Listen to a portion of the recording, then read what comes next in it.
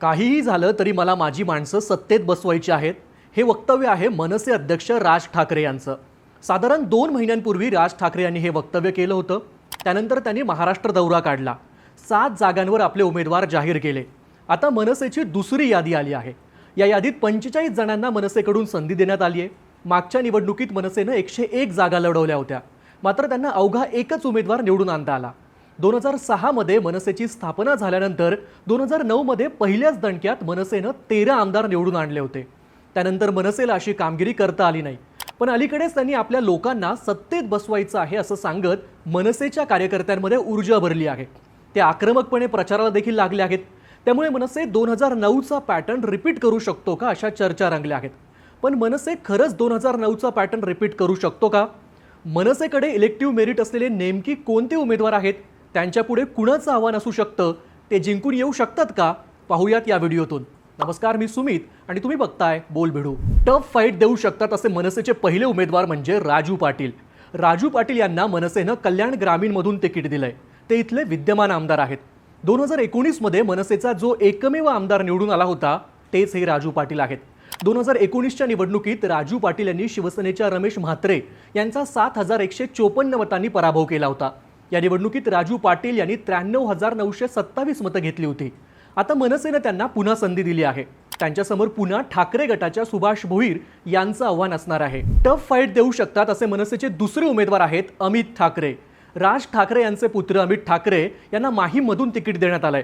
मागच्या काही दिवसांपासून अमित ठाकरे निवडणूक लढवणार का याबाबत उत्सुकता ताणली होती. काही दिवसांपूर्वीच माहीममधील मनसे कार्यकर्त्यांनी शिवतीर्थावर जाऊन राज ठाकरे यांची भेट घेतली होती.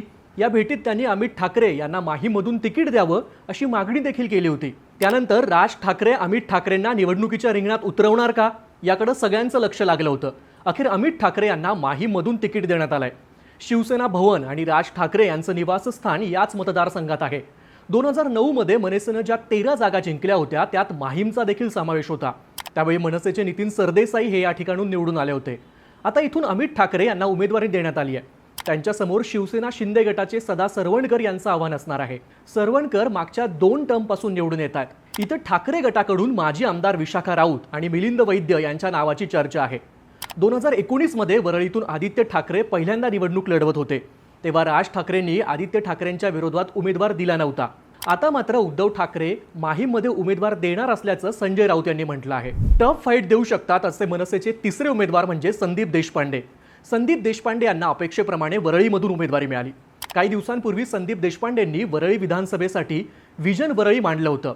त्यात त्यांनी वरळी विधानसभेसाठी विकास कामाची ब्ल्यूप्रिंट मांडली होती. या कार्यक्रमात राज ठाकरे यांनी संदीप देशपांडे यांच्या उमेदवारीचे संकेतही दिले होते. अखेर संदीप देशपांडे यांच्या नावाची अधिकृत घोषणा करण्यात आली आहे. संदीप देशपांडे मनसेचे प्रवक्ते आहेत. मनसेच्या भूमिका ते वेगवेगळ्या मंचावरून मांडत असतात. वरळीत त्यांचा सामना ठाकरे गटाचे आदित्य ठाकरे यांच्यासोबत होणार आहे. टफ फाईट देऊ शकतात असे मनसेचे चौथे उमेदवार आहेत अविनाश जाधव. अविनाश जाधव यांना मनसेनं ठाण्यातून उमेदवारी घोषित केली आहे. ठाणे शहराध्यक्ष असलेले अविनाश जाधव यांची फाईट यंदाही भाजपच्या संजय केळकर यांच्याशी होणार आहे. 2019 मध्ये अविनाश जाधव इथून मनसेचे उमेदवार होते. त्यांना जवळपास 72,000 मतं घेत त्यांनी दुसरा क्रमांक पटकावला होता. त्यांना 19,000 मतांच्या फरकानं पराभवाला सामोरं जावं लागलं होतं. ठाण्यामध्ये मनसेचा बेस आहे. अविनाश जाधव यांनी वेगवेगळी आंदोलनं, दहीहंडी उत्सव या माध्यमातून मतदारसंघात जनसंपर्क वाढवला आहे. त्यामुळे यंदा ते विजयश्री खेचून आणणार का हे पाहणं महत्त्वाचं ठरणार आहे. सोबतच इथून शिवसेना शिंदे गटाची भूमिकाही निर्णायक असणार आहे. टफ फाईट देऊ शकतात असे मनसेचे 5वे उमेदवार आहेत साईनाथ बाबर. साईनाथ बाबर यांना हडपसर विधानसभेतून उमेदवारी मिळाली आहे.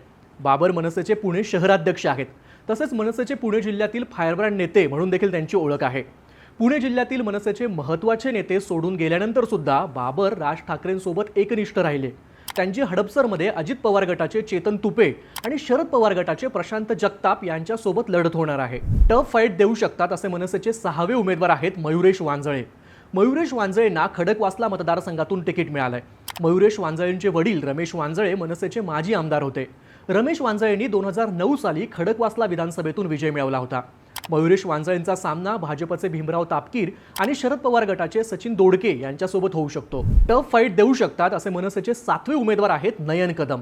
नयन कदम यांना मागाठाणेमधून उमेदवारी मिळाली आहे. मागील वेळी मागाठाण्यातून दुसऱ्या क्रमांकाची मते नयन कदम यांनी मिळवली होती. त्यांना मागाठाण्यातून 41,000 मतं मिळाली होती. 2009 साली मागाठाण्यातून मनसेचे प्रवीण दरेकर निवडून आले होते. यावेळी नयन कदम यांचा सामना शिंदे गटाचे प्रकाश सुर्वे यांच्याशी असेल. मागाठाण्यात मराठी मतांची संख्या जास्त असल्यामुळे मनसे इथं चुरस निर्माण करू शकते. टफ फाईट देऊ शकतात असे मनसेचे 8वे उमेदवार आहेत गजानन काळे. गजानन काळेंना बेलापूर विधानसभेचं तिकीट देण्यात आलंय. राज ठाकरेंचे निकटवर्तीय म्हणून गजानन काळे यांची ओळख आहे. त्यांच्याकडे मनसेचे प्रवक्तेपद देखील आहे. 2014 आणि 2019 साली बेलापूरमधून गजानन काळेंनी निवडणूक लढवली होती. 2014 साली गजानन काळे 5व्या क्रमांकावर होते, तर 2019 साली 3ऱ्या क्रमांकावर. यावेळी गजानन काळेंचा सामना भाजपच्या मंदा म्हात्रे आणि शरद पवार गटाचे संदीप नाईक यांच्यासोबत असेल. टफ फाईट देऊ शकतात असे मनसेचे 9वे उमेदवार आहेत संदीप कुलथे. संदीप कुलथे यांना घाटकोपर पूर्वमधून मनसेने उमेदवारी दिली आहे. घाटकोपरचे फायरब्रँड नेते म्हणून देखील त्यांची ओळख आहे. घाटकोपर पूर्व हा मराठी आणि गुजराती मतं प्रभावी असलेला मतदारसंघ आहे. त्यामुळे मराठी मताचं विभाजन होऊन मनसेला फायदा होऊ शकतो. घाटकोपर पूर्व महायुतीकडून भाजप लढवणार आहे, तर महाविकास आघाडीकडून शरद पवार गट लढवू शकतो. आता मराठी मतांच्या विभाजनाचा फायदा कुणाला होतो हे पाहणं महत्त्वाचं ठरणार आहे. टफ फाईट देऊ शकतात असे मनसेचे 10वे उमेदवार आहे शिरीष सावंत. त्यांना मनसेचं भांडूप पश्चिममधून उमेदवारी मिळाली आहे. 2009 मध्ये या मतदारसंघातून मनसेचे शिशिर शिंदे आमदार झाले होते. त्यानंतर मनसेला या मतदारसंघात यश मिळालेलं नाही, तरीही मनसेची इथं ताकद असल्याचं बोललं जातं. सध्या शिशिर शिंदे हे शिवसेना एकनाथ शिंदे गटात आहेत. ते सुद्धा या मतदारसंघातून इच्छुक आहेत. सोबतच शिंदे गटाकडून माजी आमदार अशोक पाटील हे सुद्धा इच्छुक आहेत. ठाकरे गटात असलेले रमेश कोरगावकर हे देखील इथून विद्यमान आमदार आहेत. त्यामुळे तिरंगी लढत होताना इथं दिसू शकते. राज ठाकरेंच्या या शिलेदारांबद्दल तुम्हाला काय वाटतं? या मतदारसंघात ते टफ फाईट देऊ शकतील का?